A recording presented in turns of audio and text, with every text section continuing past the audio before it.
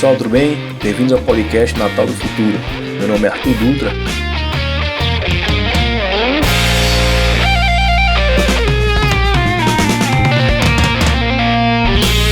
Hoje eu queria falar sobre cultura da inovação. Eu, aliás, já usei esse espaço aqui diversas vezes para falar da necessidade de colocarmos Natal no mapa da tecnologia. Eu acho que isso não é um luxo nem algo supérfluo. Além de termos, sim, vocação, acho também que é uma necessidade para as cidades que queiram experimentar o desenvolvimento num ambiente de oportunidades globais. Esse impulso de abraçar o mundo da tecnologia vale para incrementar o setor privado, nossa economia, diversificar nossas atividades, mas também temos que pensar em como trazer isso para o aparato estatal provedor de serviços públicos. A gente não pode pensar em máquina pública daqui para frente sem acoplar a ela os avanços tecnológicos que já são amplamente utilizados com sucesso no mundo empresarial e até no dia a dia das pessoas. A gente que usa aplicativos, enfim, os prodígios da tecnologia para melhorar e facilitar a nossa vida no dia a dia.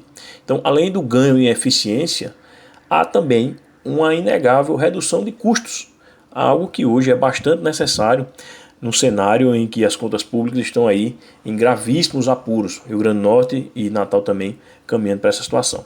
Então a máquina estatal precisa, evidentemente, isso a gente também sempre fala aqui, está no cerne da nossa formação política, a máquina precisa ser enxugada, redesenhada para caber no bolso da sociedade, que paga impostos caros e precisa que a máquina seja condizente com isso. Mas é certo que sempre alguma estrutura vai restar. E essa estrutura que ficar, ela precisa funcionar de forma racional e entregando resultados, principalmente para aquelas pessoas vulneráveis, econômica e socialmente, que precisam muito mais dos serviços públicos. A tecnologia, então, é um imperativo para que esses objetivos sejam alcançados. Mas a gente precisa ir além. É preciso levar inovação ao setor público. Isso, aliás, é um tema que vem sendo objeto de muitos estudos por várias entidades e governos pelo mundo e pelo Brasil afora. A OCDE, que é a Organização para a Cooperação e Desenvolvimento Econômico, possui inclusive um observatório da inovação do setor público, que visa justamente ajudar os países associados a trazer essa mentalidade para o âmbito estatal.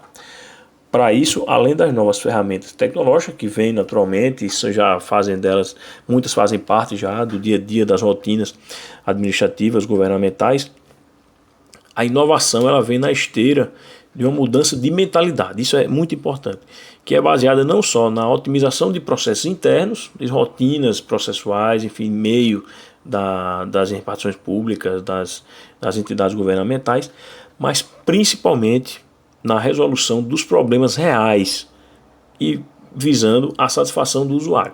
Ou seja, a inovação de que eu falo aqui, ela precisa, para ser realmente tida como inovação, atingir e beneficiar o cidadão que paga o imposto e que utiliza o serviço público. Isso é um ponto fundamental e essa diferenciação ela é muito importante para que a gente compreenda como tecnologia e inovação andam juntos e nem sempre significam a mesma coisa. Mas esse tipo de inovação também não surge do nada, né, por geração espontânea. Ela vem dos inovadores. São as pessoas que vão fazer a cabeça funcionar e aplicar todo o seu talento e impulso de empreendedorismo público para que essas coisas saiam e sejam aplicadas no dia a dia das rotinas administrativas. E essas pessoas, os inovadores, eles precisam estar obrigatoriamente dentro do setor público. E hoje o desafio é encontrar esses potenciais inovadores dentro da máquina pública. Existem, tem muita gente boa que foi admitido por concurso e está lá dentro do aparato estatal, da máquina pública. E a gente dá estímulo e as condições para que eles inovem, para que eles coloquem em prática toda a sua potencialidade. Além disso, a gente precisa importar essa mentalidade através de outros agentes do mundo privado, corporativo, que trabalhem com esse tipo de ativo intelectual nos seus negócios, enfim, como startups e consultorias, enfim, onde quer que tenha esse tipo de mentalidade inovadora, a gente trazer isso para o serviço público. Com isso, a gente vai estar aí sim, promovendo uma cultura de inovação no setor público. E aos poucos isso vai quebrando a incultura da burocracia, do comodismo e da ineficiência. E com tudo isso a gente consegue entregar resultados. Aqui no nosso caso, em Natal, a gente, claro, tem um longo caminho pela frente, mas é preciso começar. Eu cito aqui o caso da Colômbia, que é um país que vem trabalhando muito fortemente sobre isso, implantando a cultura da inovação no setor público, isso, coisas que fazem parte de planos anuais, enfim, com estruturas próprias para isso, e já vem começando a colher bons frutos. No Brasil também, no governo federal, governos estaduais, alguns até municipais, já existem laboratórios de inovação acoplados ali ao aparato público para auxiliar a gestão, para mapear as pessoas inovadoras, para importar essa mentalidade do segmento privado e conseguir com isso melhores resultados nas suas atividades fins. Então, o caminho é esse. A gente precisa, então, seguir esses bons exemplos. Eu queria citar aqui um estudo do Instituto Arapiaú, que foi feito após ouvir vários prefeitos, vereadores, secretários municipais e chefes de gabinete de várias cidades do Brasil e traçou um mapa do que se entende por inovação no setor público e principalmente os desafios para implantar essa cultura nas rotinas governamentais.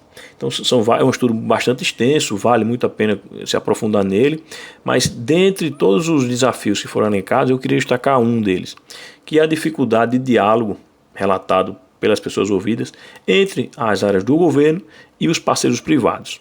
Além disso, existe aí um vácuo legal para regulamentar essa relação e isso gera, portanto, uma certa desconfiança entre esses atores. Mas isso precisa acabar. Essas duas partes, público e privado, precisam unir esforços para compartilhar os problemas do dia a dia e as soluções visando a satisfação do usuário e a abertura também do setor público para as GovTechs, por exemplo, que hoje já são uma realidade e precisam aprofundar suas relações com os governos.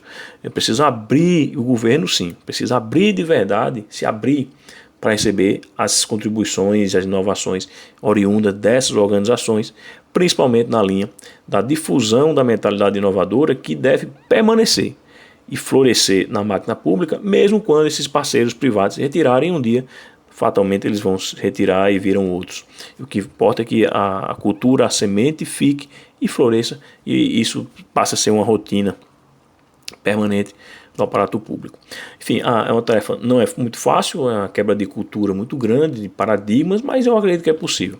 E eu diria até mais, assim como a abertura da cidade, que a gente tanto fala aqui para as possibilidades do mercado de tecnologia, é uma necessidade, o cultivo da mentalidade de inovação no setor público é um pressuposto dessa abertura da cidade para o mercado tecnológico.